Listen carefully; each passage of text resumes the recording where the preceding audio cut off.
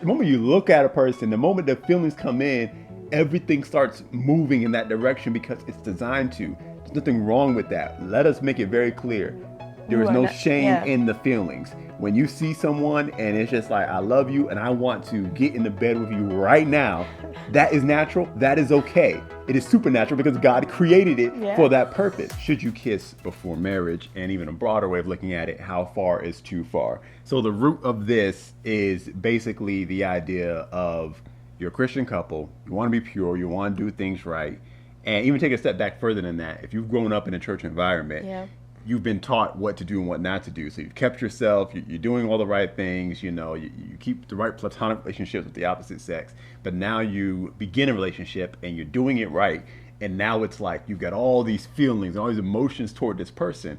And all those emotions want to be expressed through physical And interaction that's and touch. natural. It's very And natural. I Yeah. think if you are a Christian and you have moral standards Mm-hmm. about yourself, I think you already know the answer to this question, but we're looking for permission. We're Yeah. looking for Mm-hmm. validation Yeah. because we don't want to be the odd man out. Yeah. And because I know I did, I want to make sure that I wasn't, in the wrong, stuff like that. So I know a lot of you watching this video like, please tell me I'm right, please tell me I'm right. Because I'm telling you, those emotions get very Oh yeah. hot and heavy, and it is very, very hard to keep your hands off of each other. Yeah, and and I really want to dig into this because a lot of times we have rules and regulations and doctrines Yeah. that we invent, and we don't know why. Yeah. We don't know what is the reason. Why should or shouldn't I kiss? Like, is it okay? Is it a big deal? But does the Bible even say anything Yeah. about it? And what happens is, if you can't find a scripture necessarily to back it up or to say yes or no, then you just feel bound for no reason, and you got to have a reason. And yes, God saying thou shalt not should be a good enough reason, but there is a reason for every commandment God gives, and there is a benefit to following it. But if you can't find a scripture that says no, you shouldn't kiss before marriage, then it's like, well, why not? And are we just making up rules to try to control people, or we're trying to make sure nobody gets pregnant, or we don't trust each other, that kind of thing. So for me, it's very important to dig into the why. Why am I doing this? Why am I living the way I'm living? What is the benefit? What am I getting out of it? Or maybe is this just a false doctrine that I don't need to be following? Yeah, You want to because know the truth. I know, because we see it a lot. There's a Mm-hmm. lot of kids and Christians, and no judgment on anybody, okay? I want to say that first. We're not here to judge you or to condemn you at all. Mm-hmm. That is not our job. But we're just here to bring a perspective that I think a lot of times we don't think about when we enter into relationships. I'm just going to share that growing up in my home, my parents were very strict and they were very conservative about a lot of things. And as a teenager, as a young adult, I didn't always understand it. I didn't get it, and I didn't always agree with it. But as I've become older and more mature, and now that I am a marriage minister and we coach marriages, I see the importance of why my parents were so strict about a lot of things. Because here's the thing about fire: it burns. I don't care how little the flame, it's going to burn. And it's like, why take the risk and the chance of getting burned just because it's a little fire? It's just a little matchstick. Like, why? Everybody's doing it. And for me, growing up, it was about anything I wanted to do that was kind of outside of the norm for me. My parents always made me research and question my desires of why you really have to do something. What's the benefit of this thing? And even when it came to our relationship, once we got married, I'm a fourth. I know I was a grown adult, okay? But we want to oversight and we want to do everything right to the best of our ability. And it was like, well, why you want to do this? What's the benefit of doing these things? And we'll share that a little bit later in the story. Yeah. But that's the reason why we're bringing this up. It's not to condemn you. It's not to judge you. But it's to bring a perspective that you may not have thought of, and because we want you to get the best out of your relationship. Exactly, and the best out of your life as an individual. Yeah. And you mentioned the fire, and that's a good scripture, and probably people would use this when trying to contend with this discussion. Apostle Paul brought it up, saying, y'all should just get married lest you burn. Yeah. With sexual desire, it's better to just go ahead and be married than trying to withhold yourself, long term. Like, just get married. There's nothing wrong with that. But it even goes deeper than that. and it has to do with your objectivity when you're evaluating who your spouse should be. But we're going to get into that. But first, I decided to go on the research side because there were some things that I knew that happened just from physical touch that I wanted to see if it was verified by science. And turned out it was. So I'm going to read you an article. I don't know anything about this website, so if someone knows something about this website, to the positive or negative, I don't know. I'm not endorsing this website. They just happen to have an article that had research that they're quoting in the article. They're talking about first kisses. So this is specifically talking about your first kiss with someone and what it does to your body. One thing that kissing will do will let you know if you like a person. You know, it kind of like is a validation of whether or not you like them. But it really has to, they say deals with your sympathetic nervous system. That's what's being aroused. Yeah. So it's not just a physical thing like like what you see, but your nervous system is actually being affected with this. It gets very interesting. Okay, it seems based on this research that kissing has a lot to do with mating or sex. Yeah. So I can see that. Yeah, basically. So and now because I really wanted, I said, is kissing separate from sex? Like kissing itself isn't sex. You're not having sex, you're kissing. But is it completely separated? Can they just be two different things?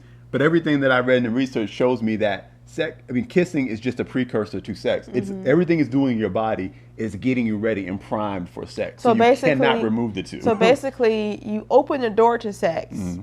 So now you have to decide whether or not you're going to cross that or not. So now you have to trust yourself to not go inside that door to sexual relation. And it's like you have a door open now for temptation, a door open now for a lot of things that most of us don't have the strength to resist. Yeah. And the same people was like, well, all we do is kiss and we never had sex and things like that. Great. I'm glad you're one of those people. You one of the 0.5%. But I just want you to, like we talked about going into this, what is the purpose of a thing? It's like, so what does kissing do? Why do we kiss? And it's to help you assess a potential mate.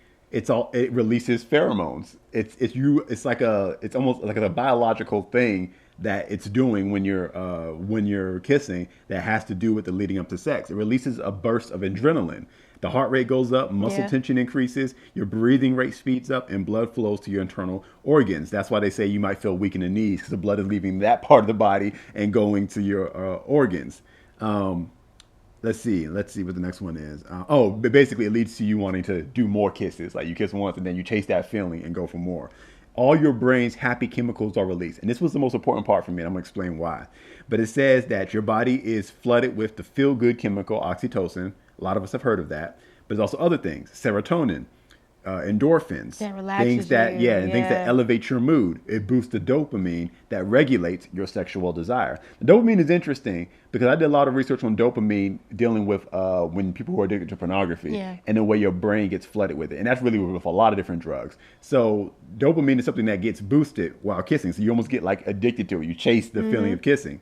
Which is supposed to be that way because if this is your lifelong mate, your husband, your wife, it brings that connection and makes you want to be more connected with them. And that's literally what it says. It often leads to the desire to be more intimate. Yeah. So again, it's designed to lead to sex, which is when you think about what God invented it, it's like, okay, kissing was supposed to get you there. One thing that we talk about to married couples when you're trying to rectify like a low amount of sex in the marriage and things like that, what we call foreplay is important and things like that, but it being intentional. And one of the things that's always recommended is take some time to just sit down and kiss. Don't even think about, all right, we got to have sex because we need to. It's like, no, just sit down and kiss.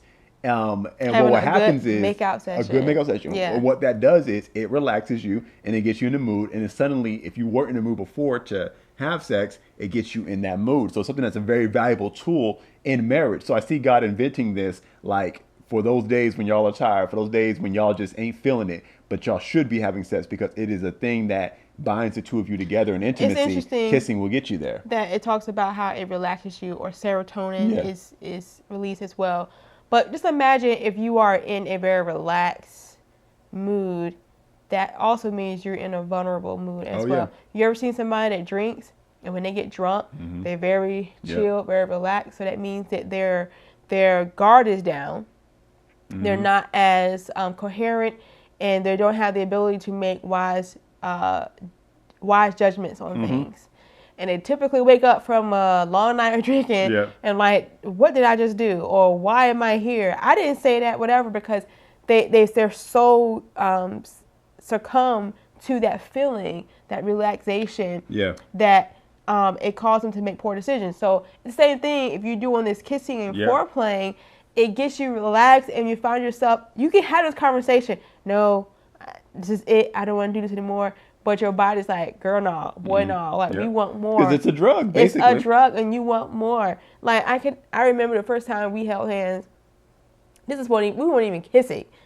But we held hands for the first time, and it was like electricity. I can just remember, like, it literally just shot through my whole body, and it was just like, oh my God. It was like, for real. And I was like, oh, that's so cute. But if you can go back in time and remember the first person that you really had a crush on, that you really, really liked, and y'all was a thing, and you held hands for the first time, or you were just even close in their proximity, I mean, you can remember that, it's like, that's how it feels, and it's just like, oh, I want to do this all the time. So, kissing the whole other level from that. Yeah, it gives you this warm and fuzzy feeling, and it's the sense of falling in love. Yeah. And so what it does is you feel instantly close and connected because it's doing something in your bloodstream with oxytocin, and they call it the love hormone.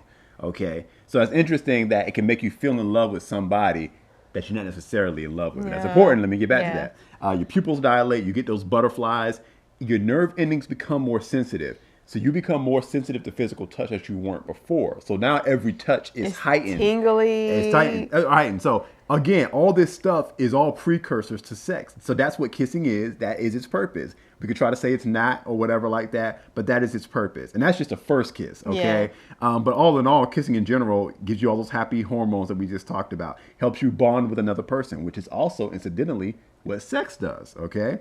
So there's a lot of different things: relieve stress, reduce anxiety, all these great stuff. But it is a part of marriage because it's a precursor to sex, and we know that sex is a part of marriage. We'll have to do a separate video on sex.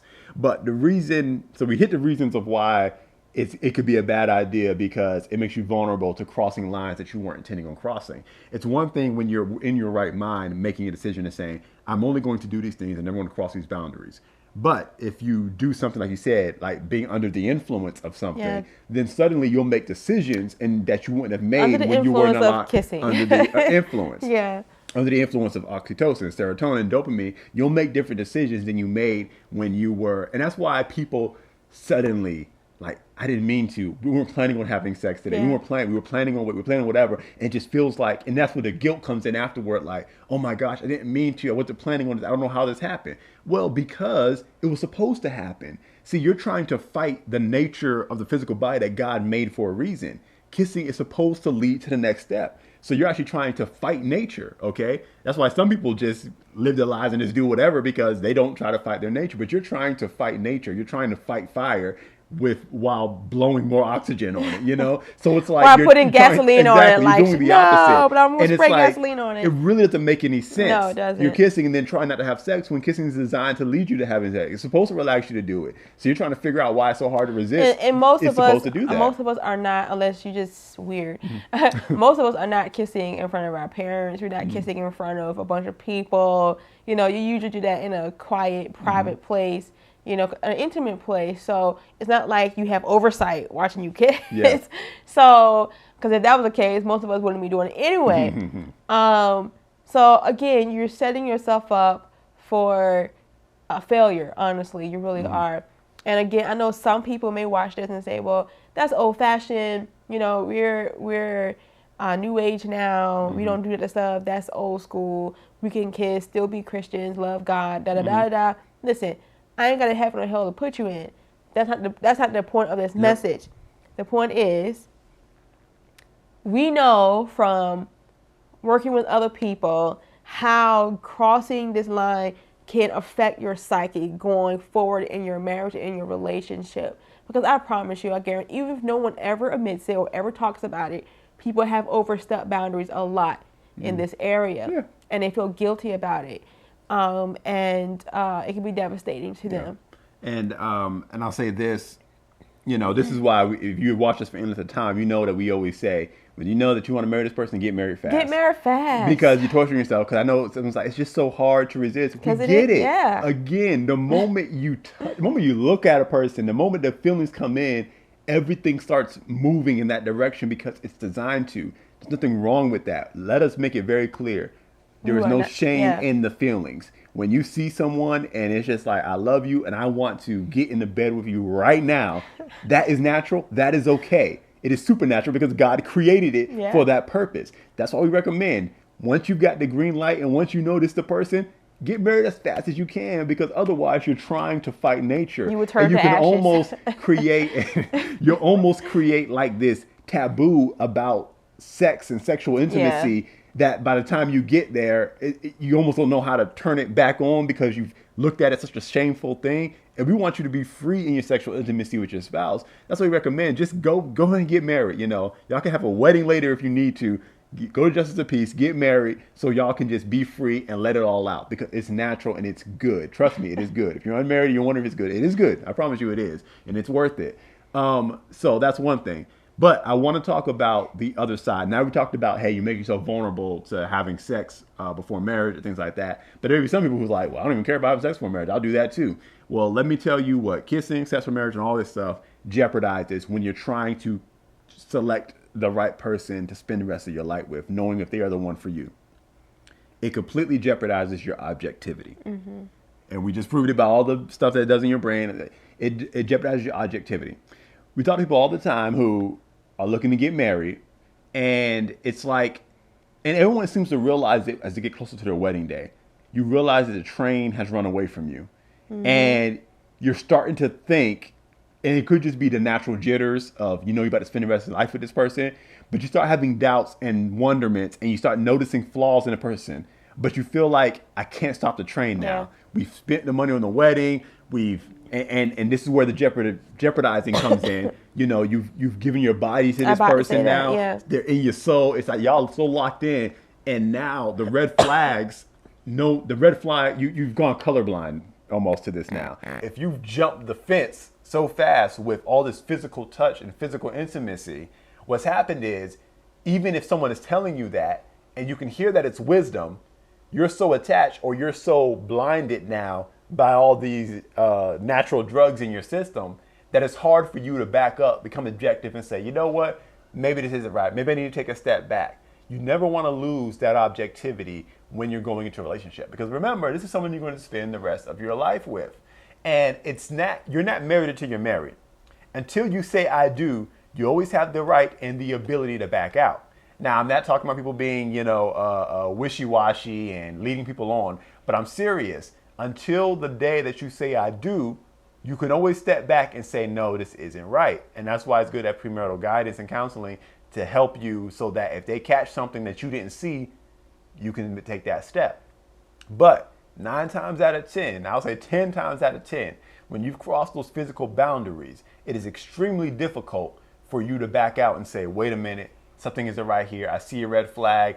You'll begin to make excuses, Before you got involved with this particular person, maybe you had a standard that, you know what, I'm going to make sure that I marry someone that is a church-going person, or I'm going to marry someone who believes in tithing and giving like me, or I'm going to marry someone who respects their parents. But let's say you get involved with this person, and before y'all have all these conversations, the kissing starts happening and the physical touch starts happening. And then somewhere a few weeks or months down the road, you discover that, wait a minute, they actually don't believe in going to church consistently. And you didn't find that out until later. And then suddenly, this used to be one of your hard, fast rules and standards. But now that you're compromised, now that you get all these drugs in your system running, these natural drugs, now you say, well, maybe it's not such a big deal. Maybe it's not so bad. And then you find yourself talking to the people in your life, whether they're mentors or your friends, making excuses for this person. I've seen it happen. I've known people who are friends of mine. We grew up the same way, believing the same things, but they got involved with someone, and that person didn't share their same belief system about certain things that they used to hold very valuable. But they got so far involved, so deep into a relationship with this person before they got oversight, that later on they come back and now they're making excuses and their standard has dropped, and they're like, well, maybe that's not such a big deal. Maybe I was too hardcore about that. Maybe that this little compromise is okay. That's what happens when you cross these lines. So it's not just about, well, all right, well, if you start kissing, you're definitely going to have sex. You're definitely going to cross that line. So don't start kissing for that reason. That's a part of it, but it's deeper than that. It's about never losing that objectivity. And look, you know it's true because for everybody that's had multiple relationships, or you ever had a crush on someone when you were younger, and then you go back in your yearbook and see a picture of them, you're like, oh, like they don't even look attractive to me now. Like, what was I thinking? What? I needed some glasses or something. Like, what did I see back then? That ever happened to you? Where you go back and look at someone you were interested in, and now their personality or the way they look just looks way off to you. You're wondering, what did you ever see in them? Well, what you saw in them, you were looking through the veil of dopamine and oxytocin and all that stuff. So we know that it happens. We all do. A lot of spouses fall into this depressed state in their lives and never can seem to find satisfaction because they know that they settled. I would have never made this decision if I was sober. Yeah, basically. You know? And we've all found ourselves in that scenario, maybe not in marriage, but we've done something where we're like, man, if I was thinking a little bit clearer, I would have not have made this choice. Yeah. And the one thing you don't want to be unsober about, and that's your spouse, your potential spouse. So give yourself the greatest chance possible by preserving that intimacy for marriage. But I think that covers it pretty much. Yeah. How far is too far? How far? Look, here's the reality of it. The moment you zero in on a person, a process has begun. Mm-hmm.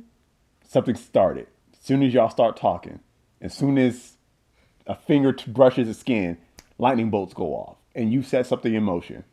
So be intentional before you ever involve yourself with someone. Be intentional about what you want, what you're looking for. Have standards set aside. Have spiritual oversight that's over your life before. Yeah. And then as soon as you feel like, okay, this thing has started, I'm starting to lose my objectivity. The endorphins are running, the dopamine's flooding.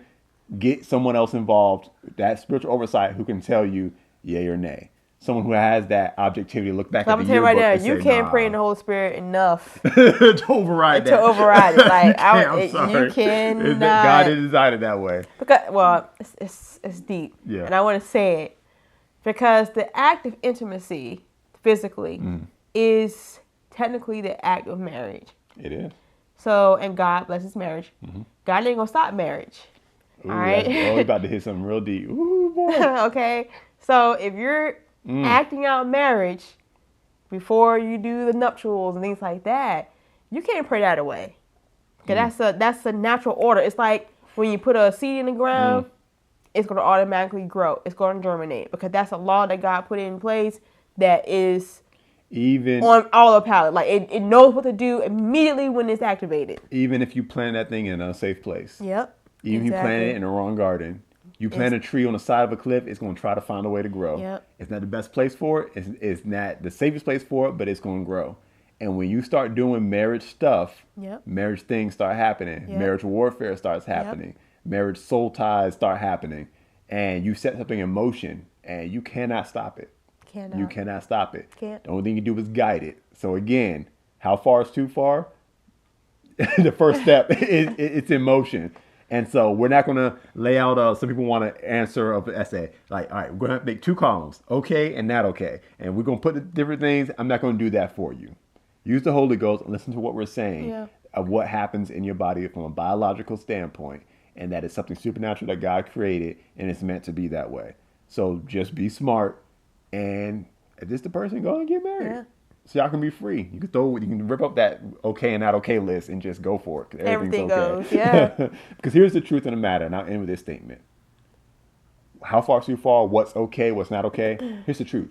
All of it is okay. It's just where are you doing it? Within what boundaries are you doing it? Okay? It's okay.